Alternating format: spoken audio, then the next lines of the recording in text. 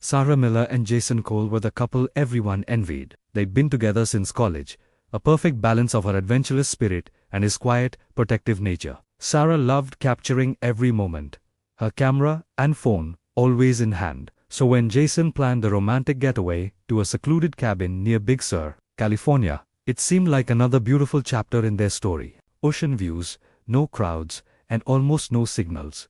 The two of them, right before they went offline, Sarah posted a final Instagram story. Offline, with the love of my life, followed by a heart and a wave emoji. It was a sweet, simple message. No one could have imagined it would be her last normal post.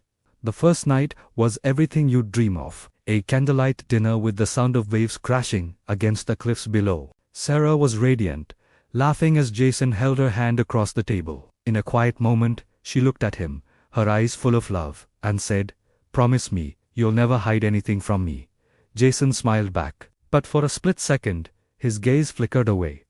It was a tiny detail, easy to miss, but it was there. The next morning, at 7:10 a.m., the dream shattered. A hiker called the police, reporting an abandoned car perched precariously near the cliff's edge. The engine was cold, the driver's door swung wide open. The car was registered to Sarah Miller. When officers arrived at the remote cabin, they found Jason.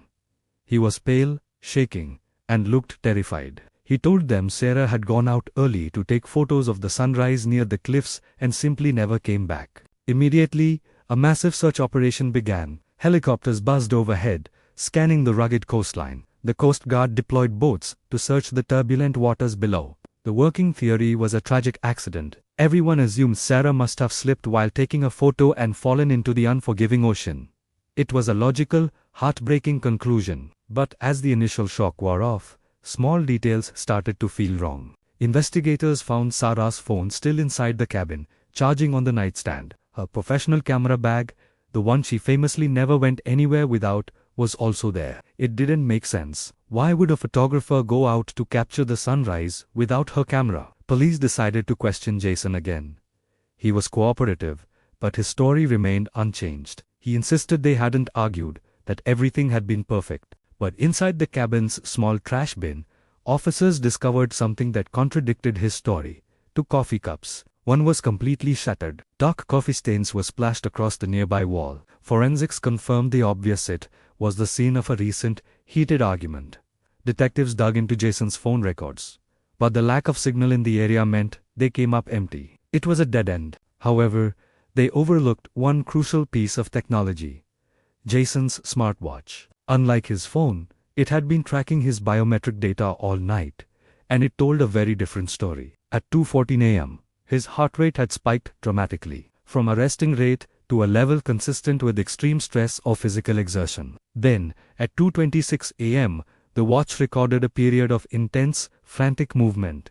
Both of these events occurred inside the cabin, long after they were supposed to be asleep. The search teams, now suspicious, expanded their focus to the area directly below the cliffs. A local fisherman came forward with a crucial piece of information. He told police he'd been out on the water late at night and heard a heavy splash. He said it didn't sound like a person falling. It was different, heavier, more like something being thrown into the water with force. This new information sent a chill through the investigation. Soon after, near the shoreline, officers made another strange discovery. Sarah's jacket. It was folded neatly, completely dry, and tucked behind a rock.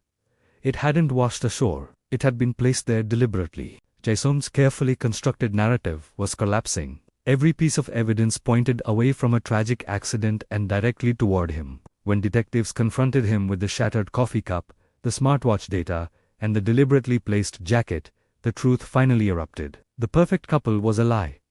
Jason Cole was already married. He had a wife and a young daughter waiting for him back home. This romantic getaway wasn't about a proposal. It was meant to be his confession. That night, Sarah had discovered his secret. Devastated and furious, she told him she was going to the police, that she refused to be a part of his deception. Jason claimed he panicked. He said he only wanted to scare her, to stop her from leaving the cabin and exposing his double life. But in his rage, he lost control. He admitted to the fight, to the struggle. He believed she was gone. The case seemed clear-cut, a lie that spiraled into a deadly confrontation. But this story was about to take one more unbelievable turn. On the third day of the search, as a rescue team scoured a series of hidden caves at the base of the cliff, they heard something impossible, a faint voice calling for help. They followed the sound, their hearts pounding. And there she was, Sarah Miller. She was alive, injured, weak, and dehydrated, but breathing.